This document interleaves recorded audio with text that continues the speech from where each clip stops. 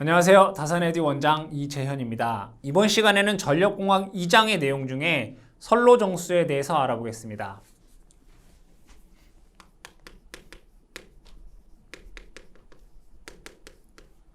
자, 이 선로정수라고 하는 것은 정확히 얘기하자면 저항, 인덕턴스, 정전용량, 그 다음에 이 컨덕턴스에 대한 것을 우리는 선로정수다라고 얘기를 합니다. 그러면 이것을 그림으로 그려보게 되면 여기에 어떤 지지물, 철탑이 있다라고 했을 때 이 철탑이 이렇게 있을 것이고 여기에 애자가 있으며 그 애자에 전선이 이렇게 달려 있을 것입니다.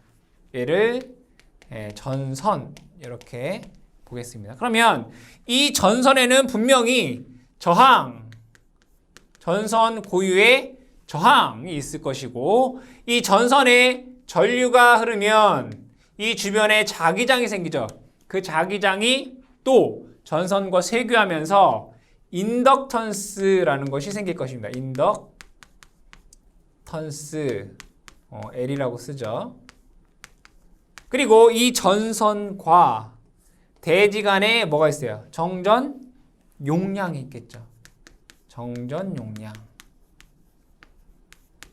C가 있을 것이고 이 전선과 대지로부터 뭐예요? 누설 전류가 발생을 할 것이죠. 그 얘기는 뭐냐면 이 전선과 대지 간에 저항이 있겠다. 그걸 얘를 우리는 저항의 역수인 컨덕턴스로 얘기를 하죠. 컨덕턴스 G라고 쓸 수가 있습니다.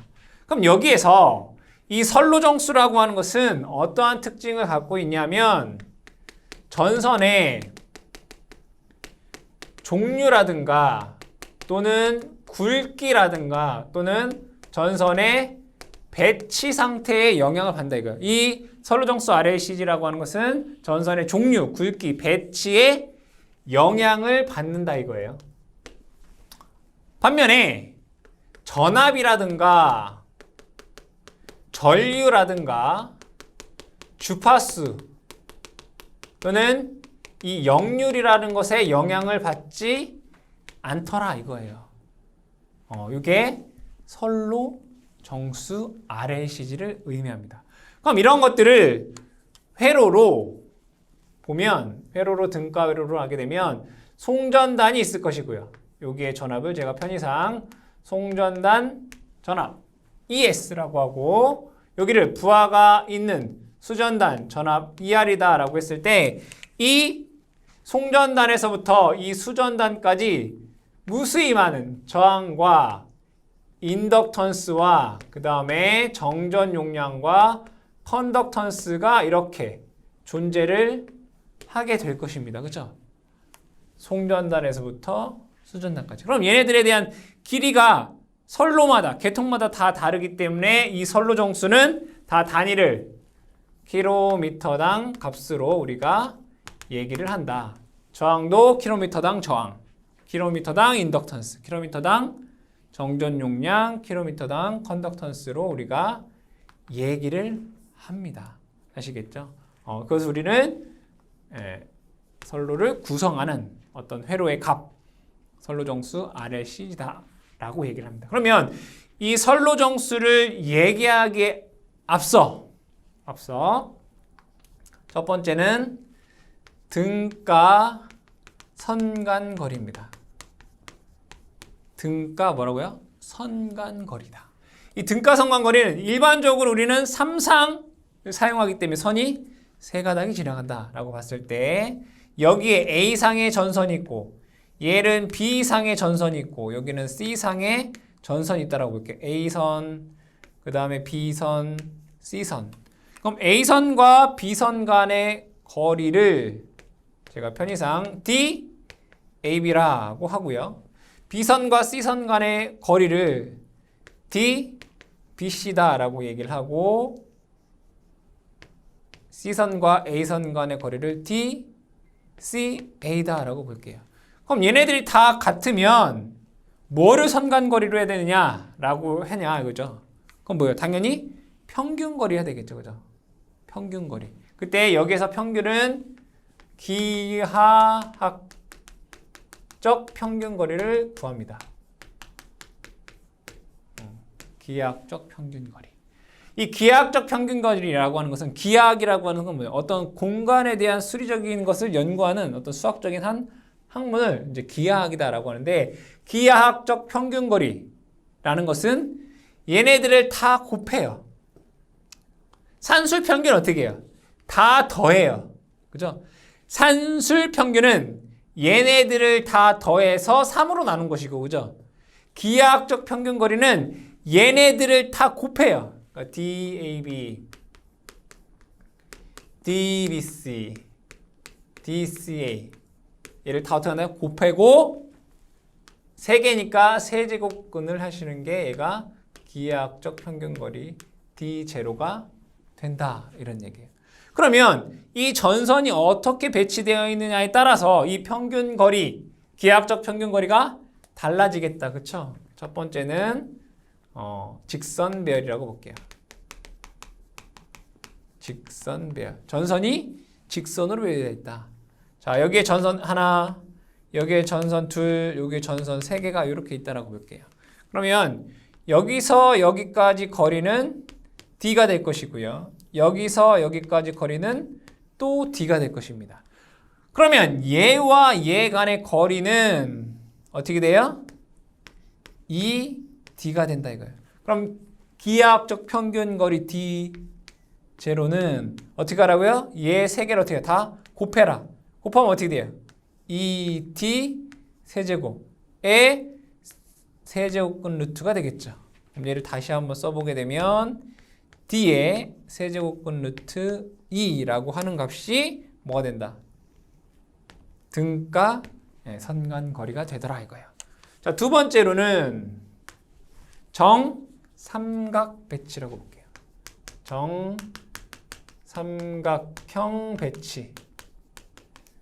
이 전선이 정삼각형으로 배치되어 있다 이거예요.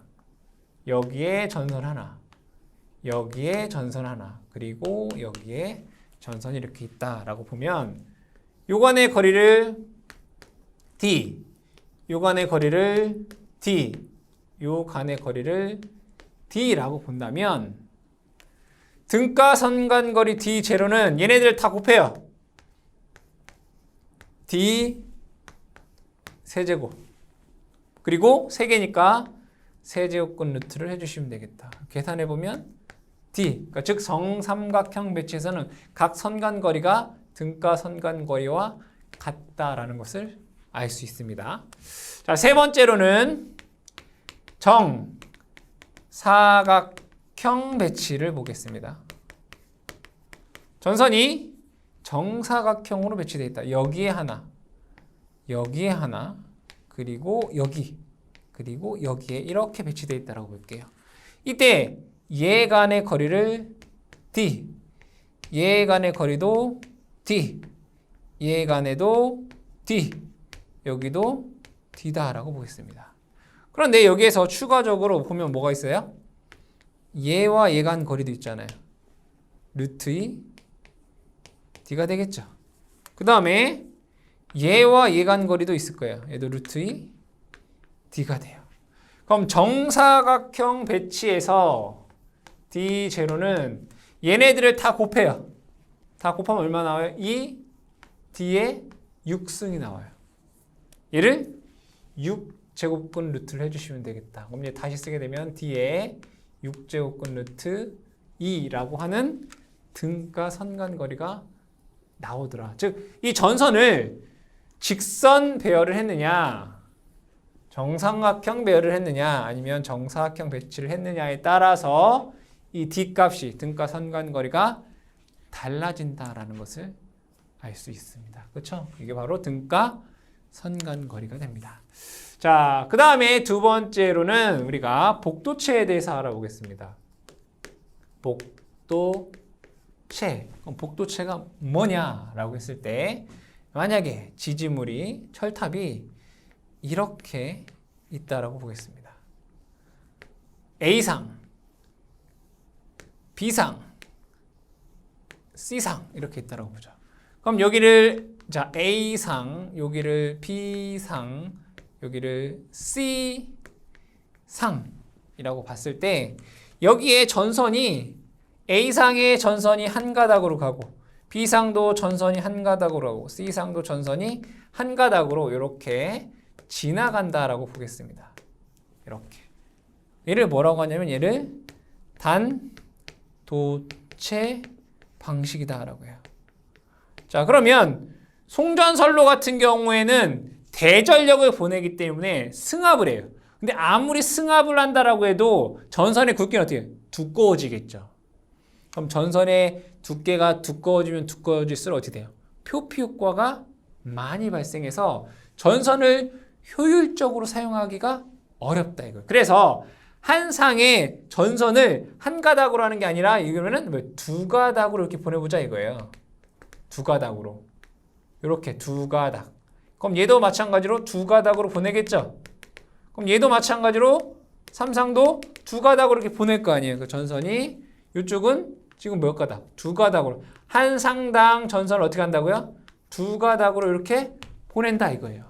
그럼 얘를 우리는 뭐라고 하냐면 이도체 방식이다라고 해요. 이도체. 단도체가 아니라 이도체. 두 가닥. 그럼 어떤 때는 네 가닥으로 보낼 수도 있고 어떤 데는 여섯 가닥으로 보내기도 하잖아요. 그쵸? 이런 것들을 우리는 단도체 방식이 아닌 뭐라고 하냐면 복도체 방식이다 라고 얘기를 한단 말이에요. 일반적으로 이도체는 154kV 계통에서 사용을 하고 4도체는 345kV 계통에서 6도체는 765kV 계통에서 이러한 복도체를 사용을 한다 이거예요. 그렇다면 이 복도체를 사용하게 되면 어떠한 장점이 있느냐? 복도체의 특징에 대해서 한번 우리가 알아보자 이거예요. 복도체의 특징, 장점 또는 단점 이렇게 되겠죠. 복도체의 특징 첫 번째.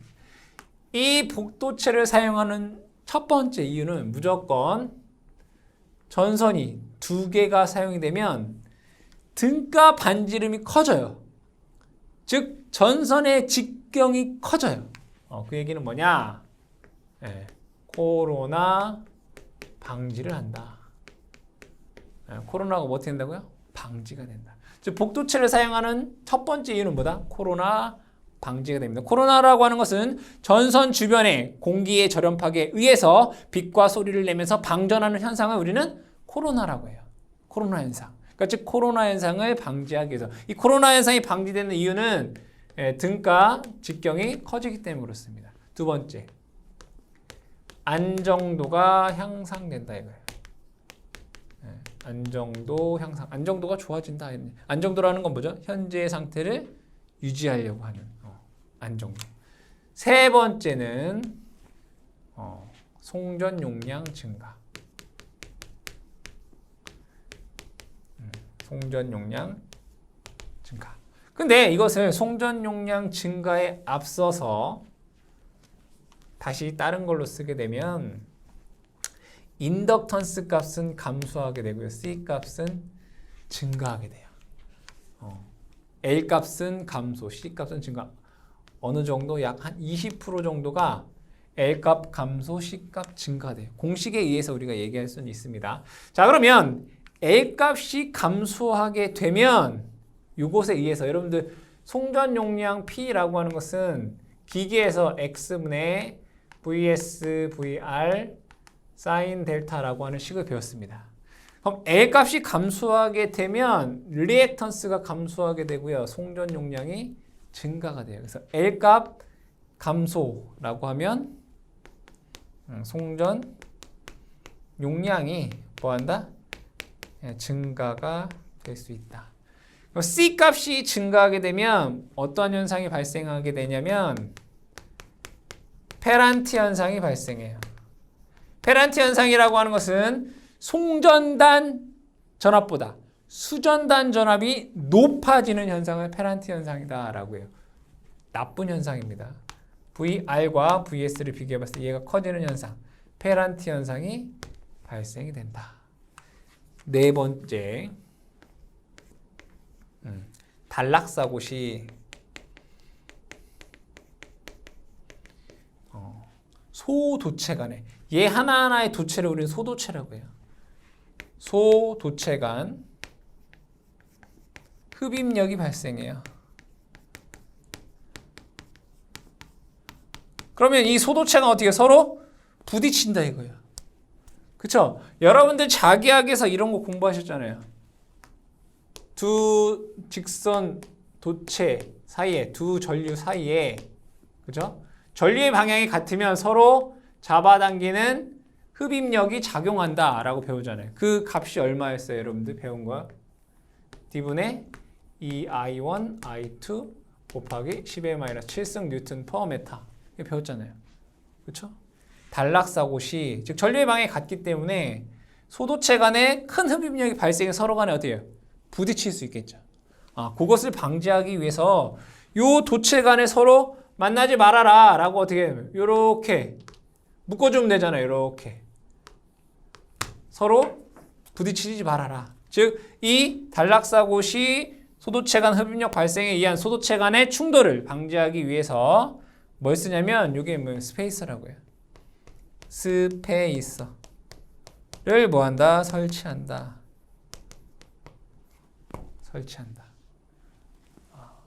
복도체의 특징이다.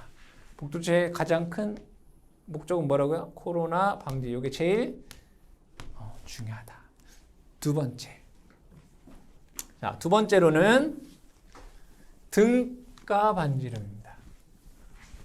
두 번째로는 등가 반지름에 대해 볼게요. 등가 반지름.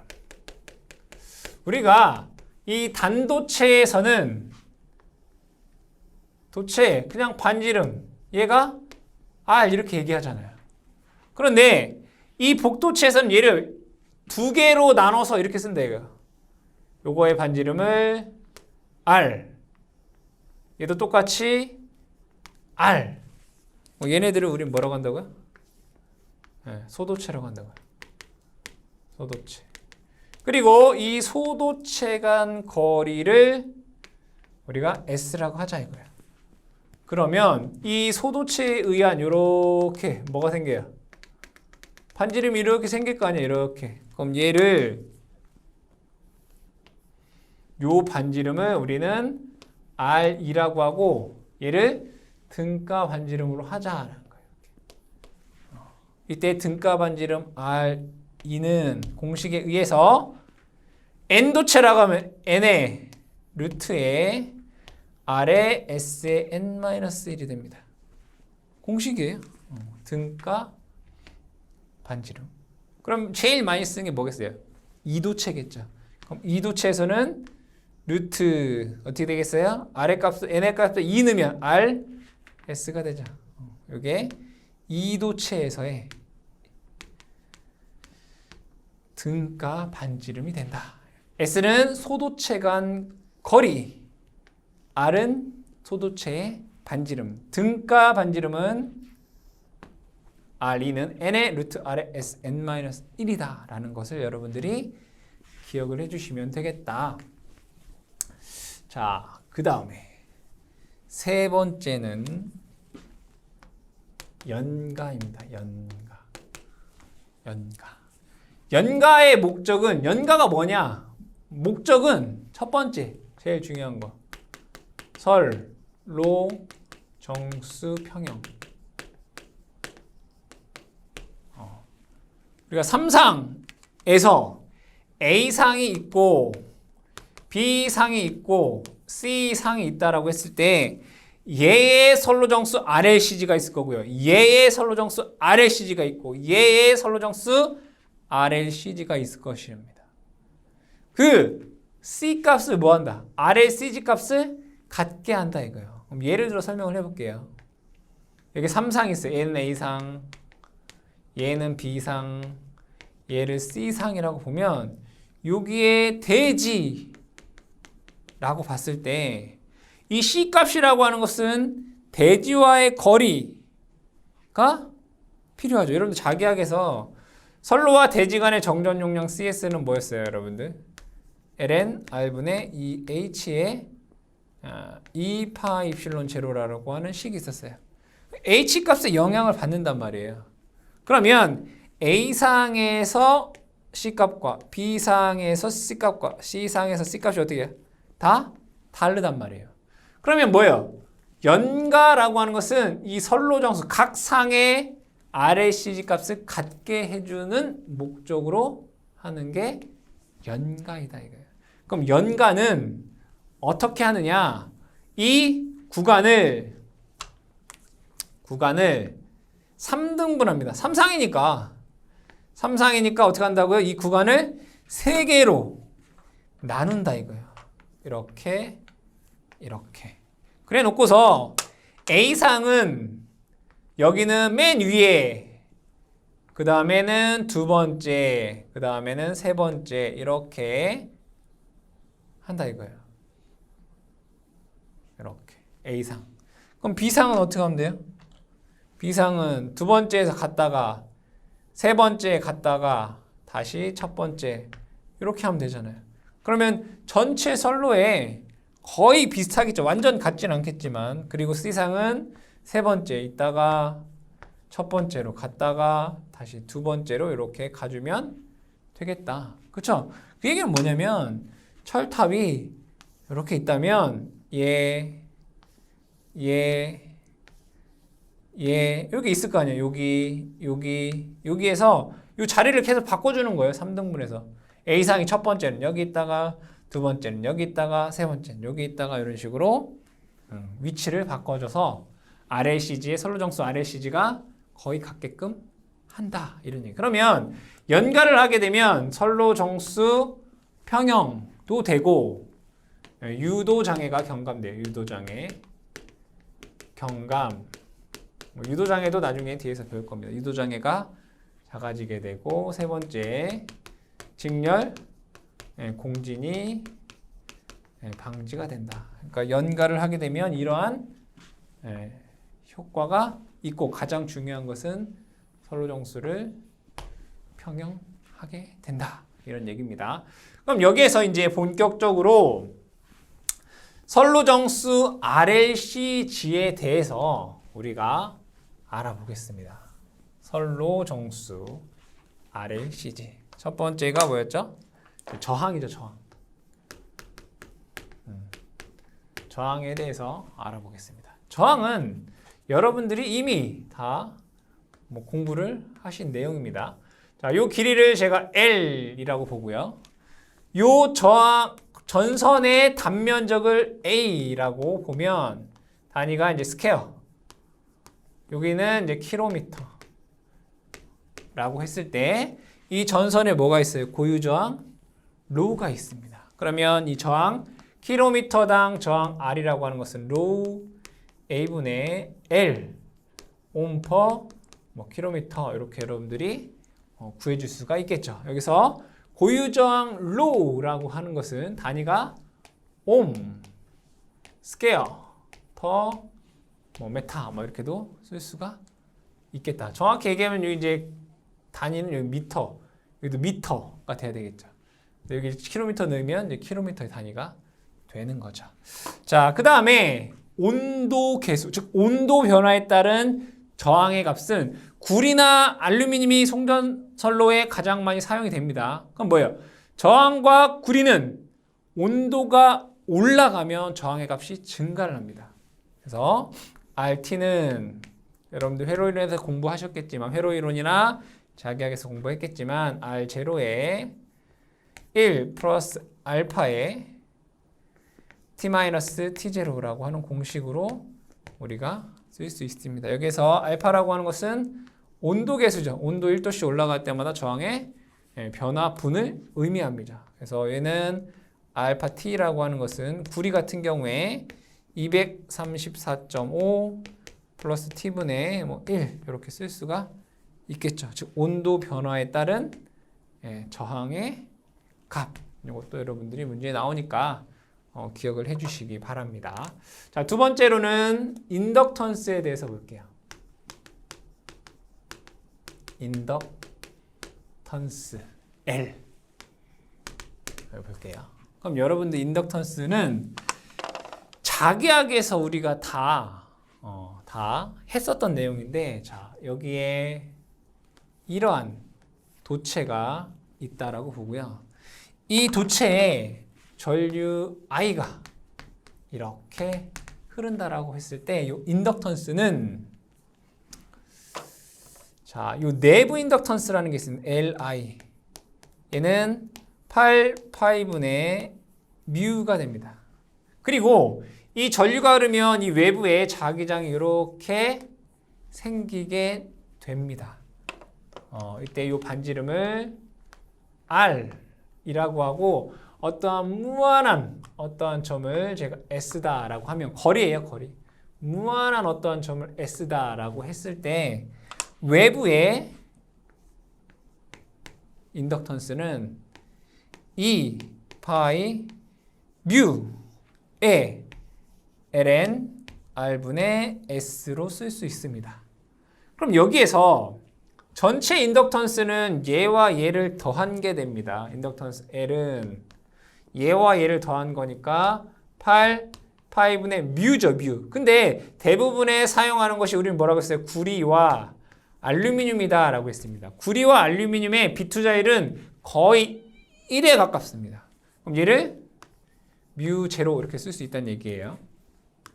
플러스 2파이의 뮤 제로의 ln r분의 s 이렇게 쓸 수 있습니다. 그러면 이 단위가 지금 뭐냐면 헨리 퍼 메타입니다. 그럼 이것을 다시 한번 적게 되면 뮤 제로라고 하는 것이 4파이 곱하기 10의 마이너스 7승이 됩니다.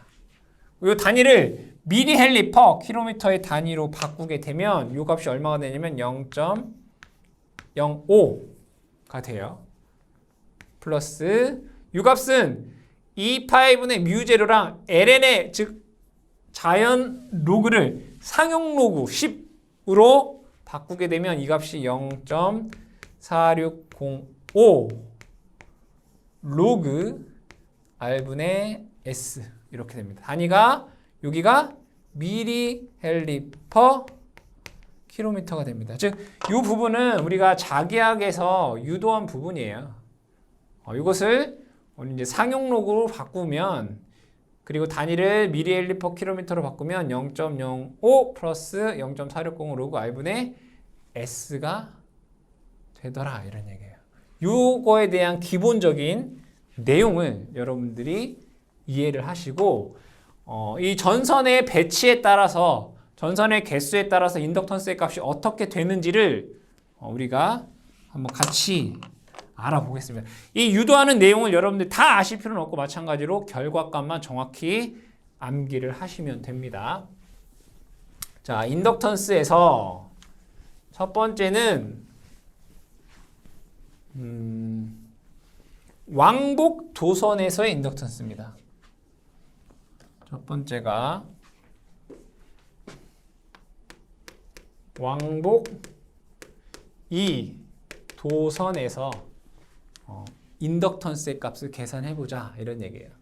자, 여기에 도선이 이렇게 있다라고 보고, 이것의 반지 이름을 R, 그리고 여기 도선이 이렇게 있다라고 보겠습니다. 얘도 마찬가지 반지 이름이 R이고, 이 두 도선 간의 중심 간의 거리를 D다라고 보겠습니다. 이쪽에 있는 애를 A라고 하는 도체이고요. 얘를 B라고 하는 도체라고 보겠습니다. 전류는 분명히 왕복 2도선이라고 했으니까 전류는 이렇게 흐르고, 얘는 전류가 이렇게 흘러야 돼요.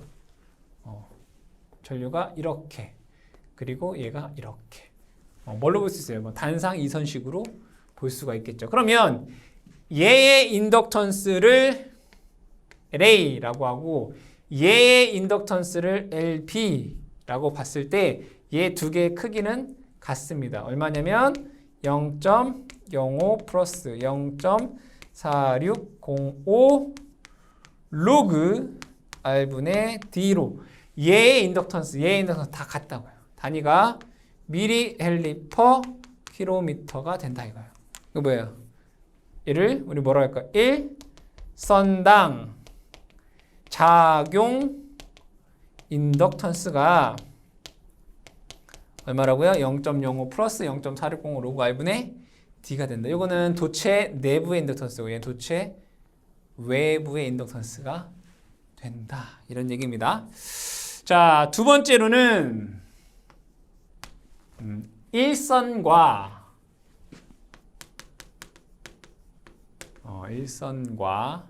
대지기로 일선과 대지기로를 하기 전에 두 번째로는 이렇게 볼게요. 두 번째는 삼상 1회선에서의 인덕턴스를 보겠습니다. 삼상 1회선이면 A상, B상, C상 이렇게 있겠죠. 이렇게, 이렇게, 이렇게. 마찬가지로 여기에 반지름을 R이라고 보고 얘 중심 간의 거리를 D, 여기도 D, 여기도 D라고 볼게요. 얘는 지금 정삼각형 배치라고 해요. 정삼각형. 자, 그랬을 때 얘는 A상, 얘는 B상, 얘를 C상이라고 보면 이 각각에 대한 LA, LB, LC는 같아요. 이때 그 값이 얼마냐면 똑같이 0.05 플러스 0.4605 로그 R분의 D가 됩니다.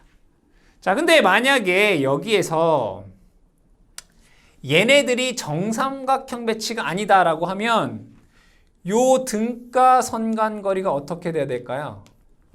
세제곱근 루트 DAB, DBC, DCA로 이렇게 해야 되겠죠, 그죠? 얘가 정삼각형 배치면 D가 되는 거고 얘가 만약에 정삼각형이 아닌 비대칭 삼각형인 경우에는 등가 선간 거리를 대입을 해주셔야 된다. 단위가 얘 뭐야? 똑같이 미리헬리 퍼 킬로미터예요. 마찬가지로 얘를 우리 뭐라고 해요? 1 선당 작용 인덕턴스 이렇게 얘기를 합니다. 1선당 작용. 대부분 여러분들 전기 기사에서 요 1번, 2번에 공식 0.05 플러스 0.460 로그 R분의 D만 알아도 다 풀 수가 있습니다. 이 정도만 여러분들이 아셔도 된다. 그럼 여기에서 우리가 조금 더 나가서 보면 세 번째 여기부터는 여러분들이 선택적으로 들으셔도 된다. 일선과 대지기로 인덕턴스를 볼게요. 일선과 대지기로. 대지가 이렇게 있다라고 보겠습니다. 이해되시는 분은 이해를 하시고 이해가 안 된다라고 하면 결과값만 암기를 해주시기 바랍니다. 자, 여기에 선이 이렇게 있다라고 보고요. 요것의 반지름을 R이라고 보고 요 중심에서부터 대지 간의 거리를 H라고 보겠습니다. 그리고 전류는 이렇게 흐른다라고 보고요. 그러면 대지로 귀로한다라고 했기 때문에 여기에는 이 땅이 지구죠. 얘는 그냥 지구예요, 지구. 이렇게 요 중심에서부터 여기 H, 얘 라지 H라고 볼게요. 거리에 요에서 전류가 들어가면 그죠? 다시 나와야 될 거 아니에요. 이러한 방향으로 전류가 흐른다라고 보겠습니다. 그러면 여기에서의 인덕턴스 L1 얘를 L1이라고 볼게요. L1은 0.05 플러스 0.4605 로그 R분의 우리 뭐였어요? R분의 D였잖아요. D는 이제 뭐예요? 얘와 얘 간의 거리가 되죠. H 플러스 라지 H가 돼요. 그런데 요 H 플러스 H를 2로 나눈 것을 우리가 평균거리 H2라고 볼게요. 그럼 얘는 H 플러스 H를 그냥 EHE라고 쓸 수 있잖아요. 이렇게. 그럼 여기를 H 플러스 H라고 하는 거 대신에 뭘 쓰겠다고요? 제가 EHE라고 쓰겠다고요.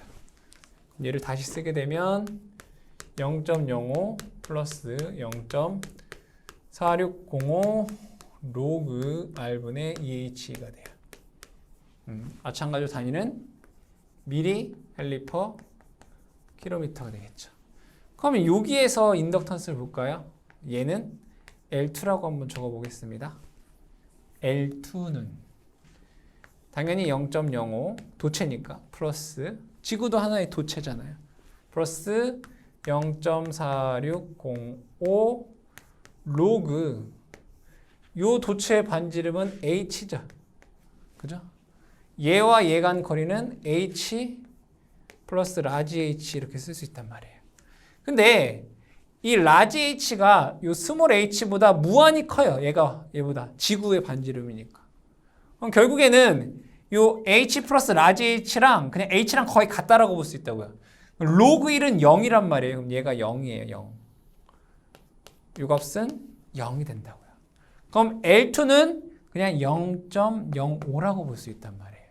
그러면 일선과 대지기로 전체의 인덕턴스 L은 얘랑 얘를 더하면 돼요. 그죠? 0.05 더하기 0.05니까 0.1 돼요. 플러스 0.4605 로그 R분의 EHE 이렇게 돼요. 일선과 대지 귀로 해서. 아시겠죠? 전체가. 자, 네 번째는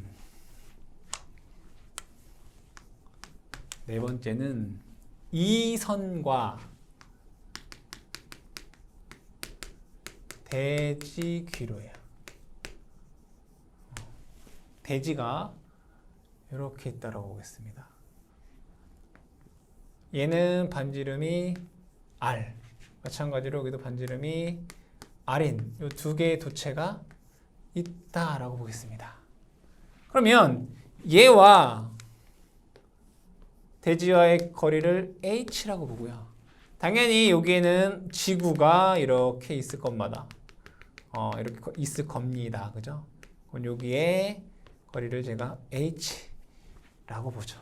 마찬가지로 얘도 여기서의 거리는 스몰 h가 되고요. 얘도 지구의 반지름인 large h가 이렇게 있을 것입니다. 그럼 전류가 만약에 얘가 전류가 이렇게 들어간다면 얘는 여기에선 전류는 이렇게 나올 것이고요. 그럼 얘가 전류가 이렇게 들어가서 얘는 이렇게도 올 것이고 그럼 얘와 반대인 얘는 이렇게 지나가게 될 것입니다. 자, 그랬을 때 자, 요 전류와 요 전류의 크기는 같겠죠. 그리고 large h가 요 h보다 무한히 크기 때문에 요 점과 서로 겹쳐 있다라고 볼 수 있단 말이에요. 그렇죠? 겹쳐 있을 수 있단 말이에요. 겹쳐 있다라고 할 수 있다고요. 그러면 나오는 전류의 크기와 들어가는 전류의 크기가 같으니까 얘네들에 대한 즉 귀로의 전류에 의한 영향은 없다라고 할 수 있어요. 어려운 얘기인데 없다라고 할 수 있다고요. 그러면 여기에서 이선과 대지 기로에서 1선당 작용 인덕턴스는 어떻게 되나요? 1번이랑 똑같죠. 왕복 이도체랑 똑같겠죠. 얼마가 돼요? L은 0.05 플러스 0.4605 로그 R분의 T 이렇게 돼요. 여기에서 1선당 작용 인덕턴스 얼마 된다고요? 0.05 플러스 0.4605 로그 R분의 D 이렇게 돼요. 그렇죠? 자, 그랬을 때 자, 얘네들의 영향을 안 받는다고 했어요. 그럼 얘를 이렇게 한번 적어볼게요. 자, 요 하나의 요만큼의 인덕턴스가 얼마죠? 일선과 대지 귀로의 인덕턴스가 얼마라고 했어요? 우리 요 3번에서 계산했잖아요.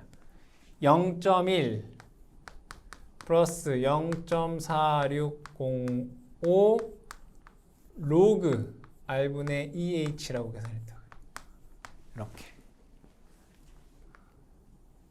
그러면 요식과 요식이 같으려면 이렇게 해줘야 되나요? 빼기 0.05 얘를 0.05 빼주면 이게 나오죠. 얘에서 얘를 빼면 요거 나와요. 그럼 얘는 플러스 0.4605 로그 R분의 D가 되려면 얘가 D분의 EH가 돼야 돼요. 이렇게 되는데요. 그러면 자, 이 두 개를 한번 볼게요. 얘를 우리는 뭐라고 하냐면 1 선당 대지귀로 자기 인덕턴스라고 해요. 그럼 얘는 1선당 대지귀로 상호 인덕턴스라고 해요. 얘를 우리는 LE, 얘는 LE 다시 이렇게 써요. 그러면 1선당 이 작용 인덕턴스라고 하는 것은 L은 LE 플러스 LE 다시라고 쓸 수 있다고요. 여기에 이제 마이너스인 건 위에 전류 방향이 다르기 때문에 그래요. 그렇죠? 그래서 얘가 얘 더하기 얘가 작용 인덕턴스예요. 그럼 요것을 가지고 여러분들이 요 값과 요 값을 가지고 다른 것을 또 한번 얘기해 볼게요. 다섯 번째는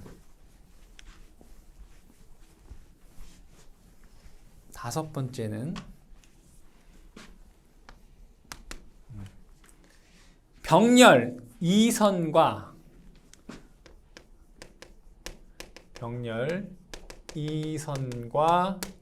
공통 귀로시 인덕턴스를 구하겠다 이거. 이걸 그림으로 그리면 어떻게 되냐면 여기에 대지가 있어요. 그리고 여기에 반지름이 R인 전선, 그리고 얘도 반지름이 R인 전선 이렇게 있겠죠. 그리고 여기를 스몰 h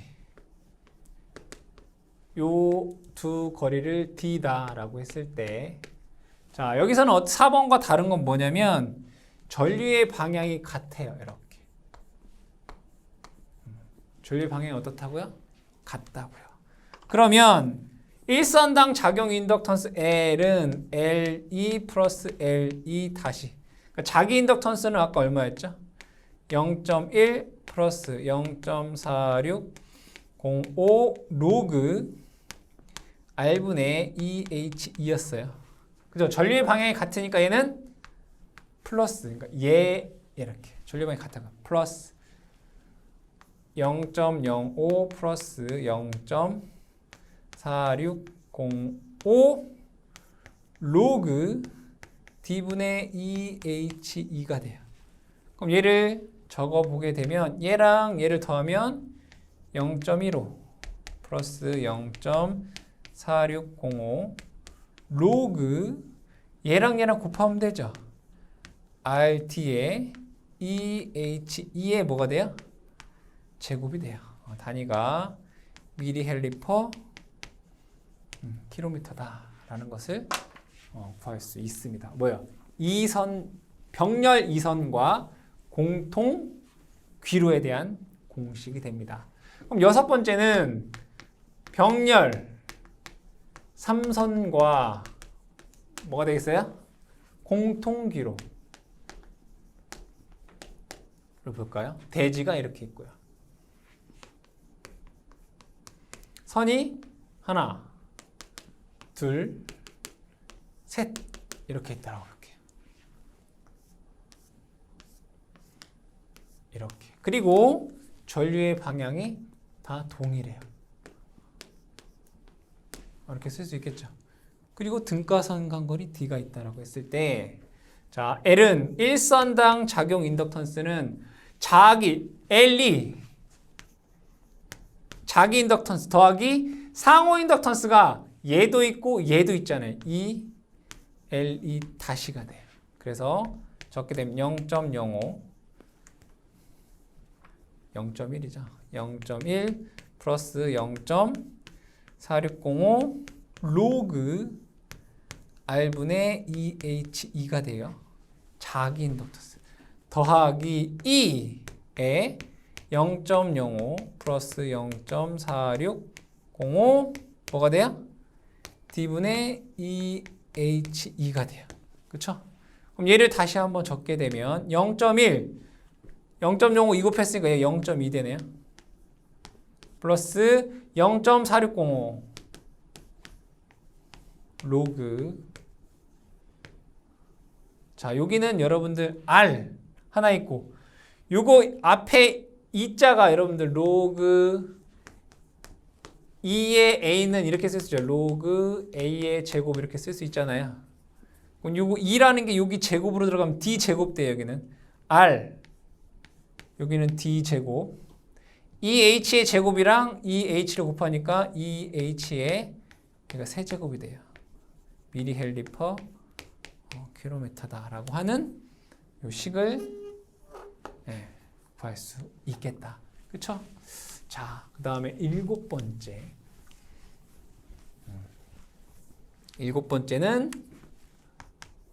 복도체에서요. 복도체에서 인덕턴스 Ln은 0.05를 n으로 나누고요. 플러스 0.4605 로그 여기는 이제 뭐가 들어가야 돼요? 등가 반지름 분의 D가 되겠죠. 단위가 미리 헬리퍼 킬로미터가 됩니다. 그렇죠? 이걸 여러분들이 기억을 해 두셔라. 아시겠죠? 그래서 인덕턴스에 관련된 건 여러분들이 대부분 L은 0.05 플러스 0.4605 로그 R분의 D 미리 헬리 퍼 킬로미터 이 식에서 대부분 다 해결이 돼요. 다 해결된다. 복도체를 물어보게 되면 여기에 뭐예요? 얘를 n으로 나누고 여기가 등가 반지름이 들어간다. 그럼 복도체에서는 L값이 어떻게 된다고 했죠? 감소된다고 했어요. L값이 증가하면 이 전체 값은 감소하게 될 것이고 얘도 마찬가지로 이것이 증가하기 때문에 이 전체 값은 감소. 그러니까 복도체를 하게 되면 인덕턴스가 감소가 된다라는 것을 쉽게 알 수가 있습니다. 자, 그 다음에 선로 정수 중 세 번째는 정전 용량입니다. 정전 용량.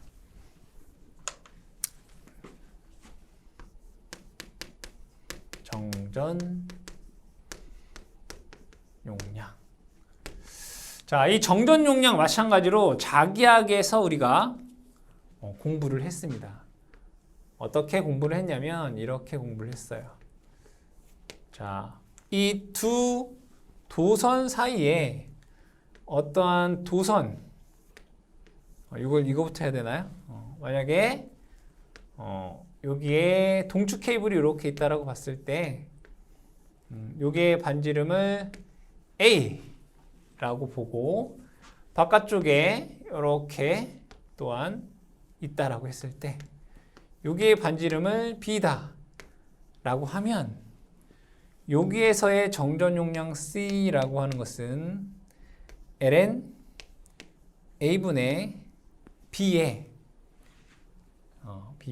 2 파이 입실론 제로 이렇게 쓸 수 있어요. 단위는 페럿 퍼 메타 이렇게 되죠. 그리고 어떠한 두 도선 사이에 있다라고 했을 때, 자, 여기에 반지름을 제가 편의상 R이라고 하고요.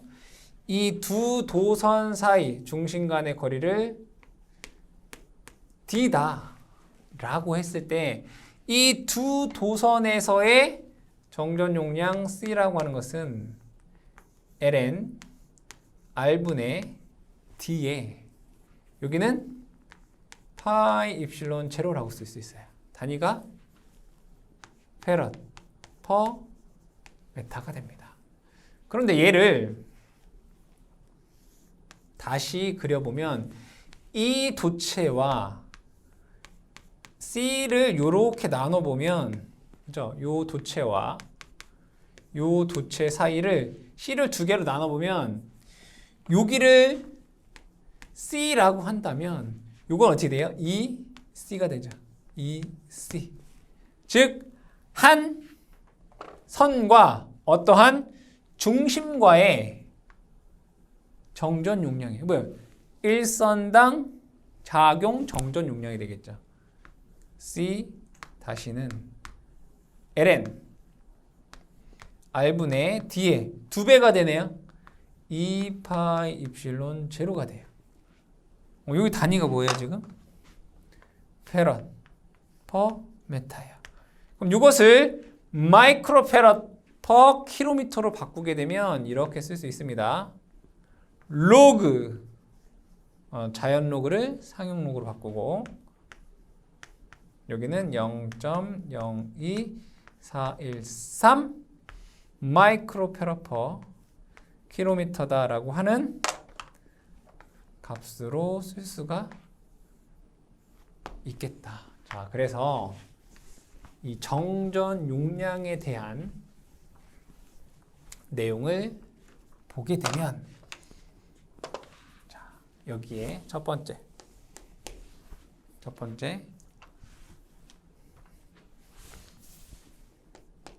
단상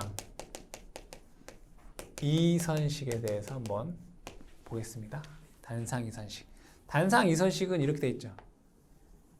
대지가 있고요.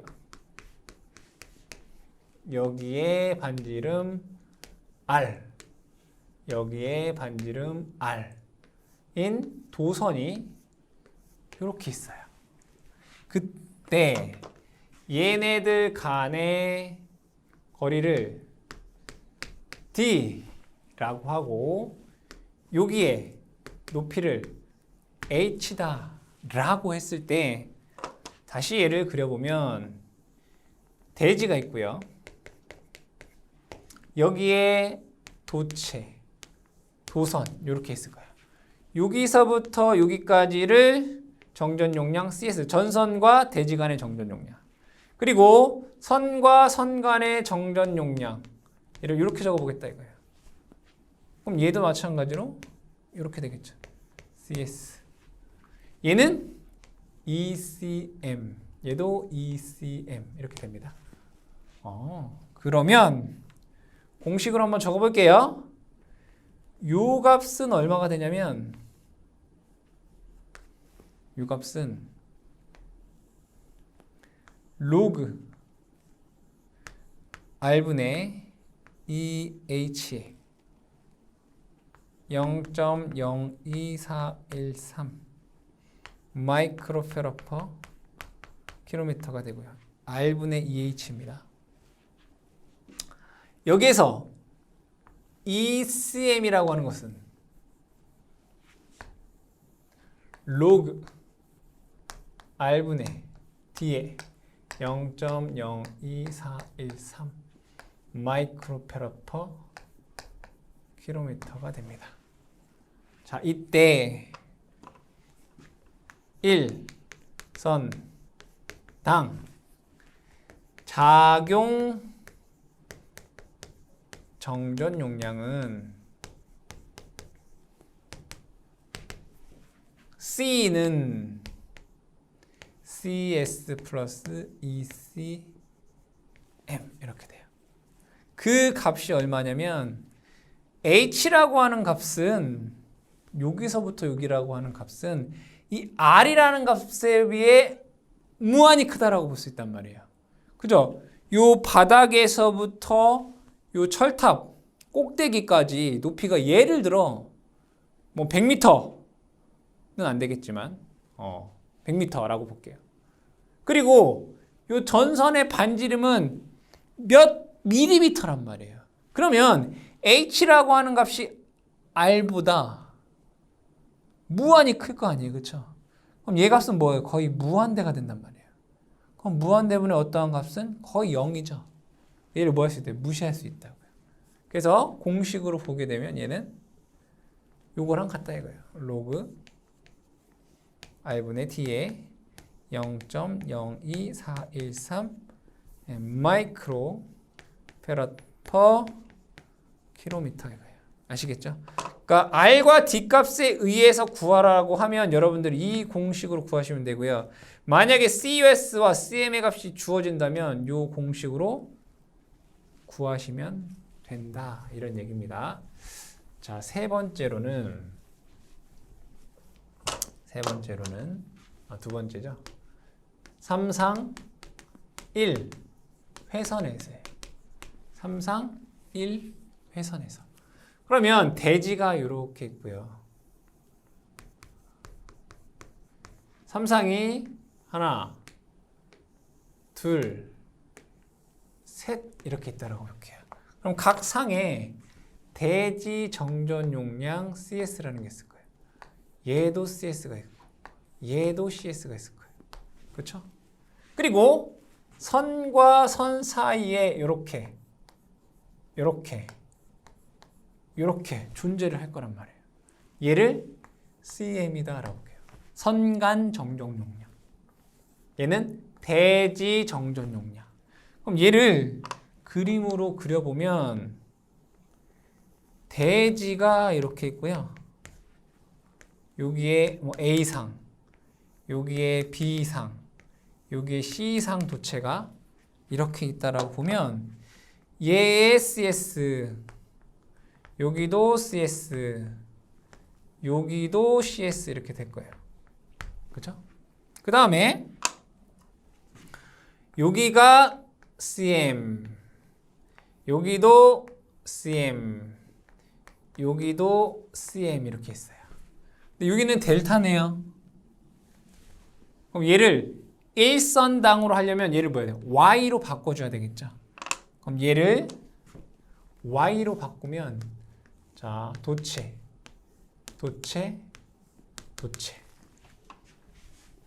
있고 여기에 대지가 이렇게 있다라고 보면 얘를 이렇게 바꿀 거란 말이에요. 이렇게. 여기는 CS, 여기도 CS, 여기도 CS가 됩니다. 그러면 델타를 Y로 바꾸면 여러분들 회로 이론에서 델타를 Y로 바꾸면 몇 배가 돼요? 3분의 1배가 돼요. 뭐가? 리액턴스가. 그죠? X가, 리액턴스가 3분의 1배 된다고요. 근데 XC라고 하는 건 뭐죠, 여러분들? 오메가 C분의 1이에요. 그럼 얘가 3분의 1이 된다는 얘기는 뭘까요? 3 오메가 C분의 1이 된다는 얘기죠. 결국에는 뭐예요? C 값이 3배가 되는 거잖아요.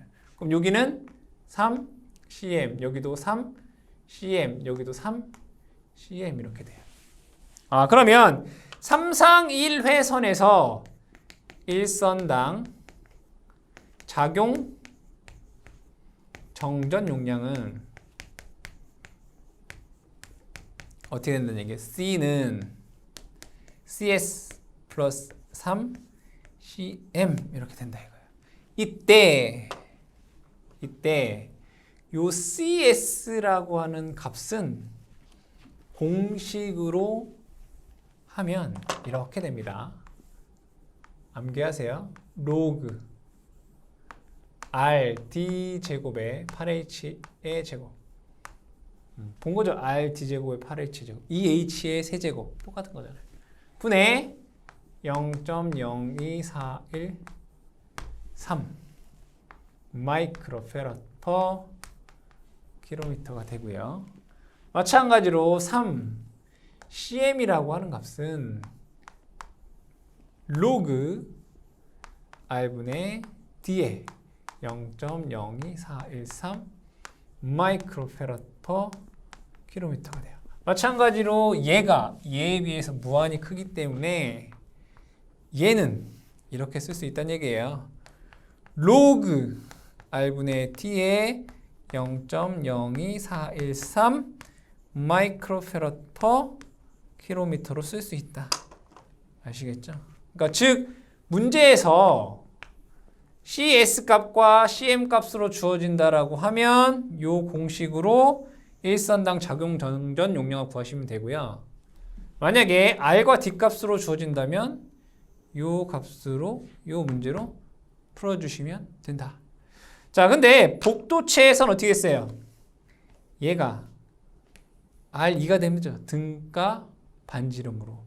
그럼 얘가 증가하게 되면 요 값이 감소하게 되고 C 값은 증가하죠. 그래서 복도체에서 C 값이 증가를 하더라.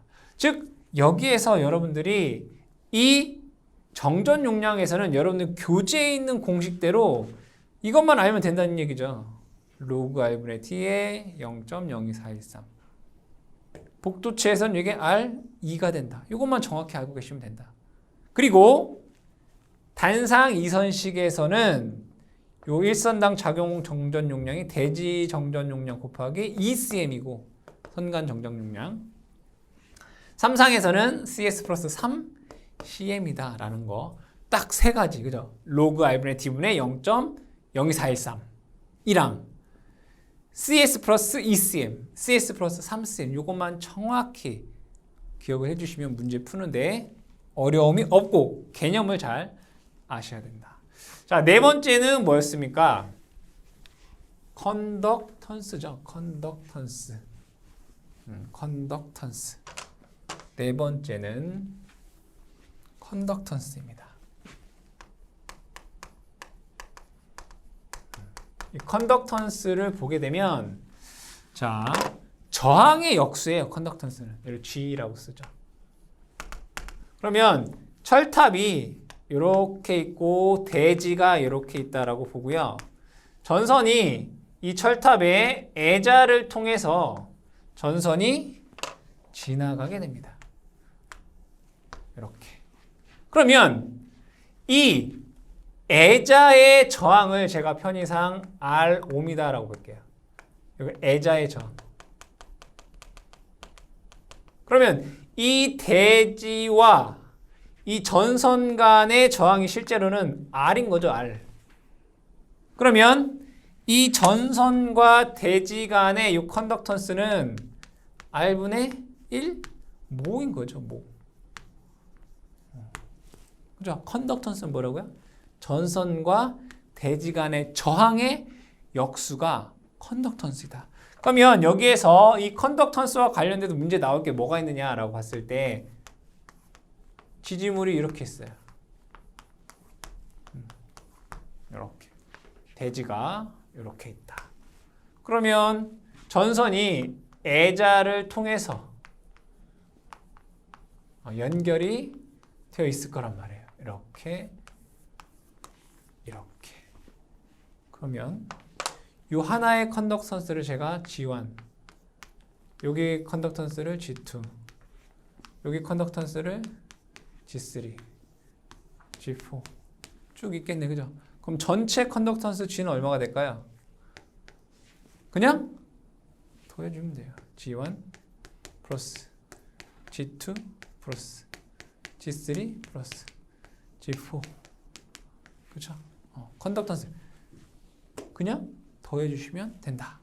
이 컨덕턴스는 전선과 대지 간의 저항의 역수다라는 거 여러분들이 기억을 해주시기 바랍니다.